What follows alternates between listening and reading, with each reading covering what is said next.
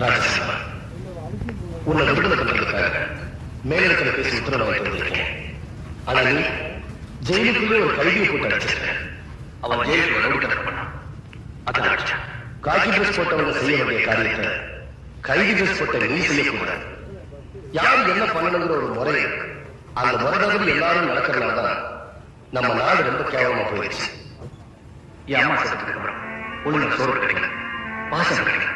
அதனால சின்ன வயசுல உன்ன மாதிரி சோறு கிடைக்காம பசியால கிடைச்ச எத்தனையோ பேர் பெரிய தலைவர்களா மாறி இருக்காங்க. பாசமே கிடைக்காத எத்தனையோ பேர் நல்ல பண்புள்ளவங்களா மாறி இருக்காங்க. எல்லாரும் உன்ன மாதிரி சௌரியா மாறி. இதை நான் ஒரு அறியாதைய சொல்றேன், உன் அண்ணனா சொல்றேன். நான் அடிச்சதை மறந்துட்டு நீ நல்லவனா மாறணும், நல்லவனா வாழணும். மாமல் கொடுக்கறதுனால அடிக்க போய் பார்க்க. ஆனா மனுஷனாக்கிறதுக்காக